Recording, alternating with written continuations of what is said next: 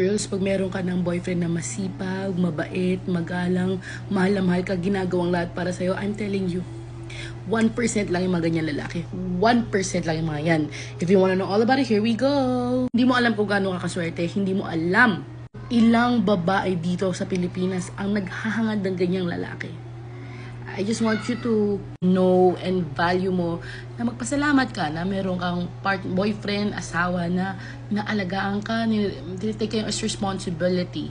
Kung mababasa nyo ang messages ko na pakaraming nagme-message sa akin na babae na iniwan sila kahit buntis sila, kahit naanakan sila, goodbye run, walang pakialam. So please, I'm telling you, yung lalaking gentle sa'yo, nagpro-provide sa'yo ng needs mo, mahal na mahal ka.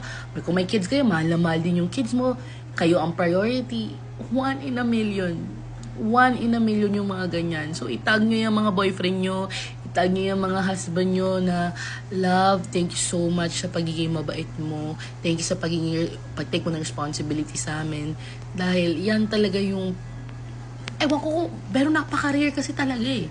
Alam naman natin yan, girls, na napaka-rare yung mga ganyan lalaki. Kung meron kang boyfriend na hindi maganda, mayaw maghanap ng mga racket, diskarte, trabaho, projects, kasi alam niya, ikaw yung girlfriend niya, ikaw yung magiging future wife niya, sobrang swerte mo, girl. Sobrang swerte mo. Kung magrereklamo ka na busy siya, ganyan, most probably busy yan because gusto niya maghanap ng anything mag-generate sa kanya ng pera because alam niya na kailangan niyang stable para maging asawa ka niya. Kung magganyan yung mindset ng boyfriend niyo, talagang nakakatuwa, nakakaluwag ng puso. Tapos kapag may boyfriend ka na hindi ka nangangamba kahit gabi, yung kahit tulog ka, hindi mo iniisip na, mamaya may ginagawa tong kalokohan nang hindi ko alam. Alam niyo, yun yung sinasabi sa'yo ng kaluluwa mo na itong boyfriend mo, mabait kasi talaga eh.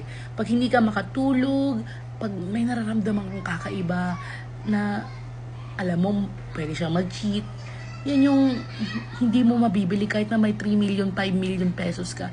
Hindi mo mabibili, maayos mo yan kasi nasa loob yan eh, nasa kaluluwa mo yan eh. Kaya napakaswerte mo. Yun lang.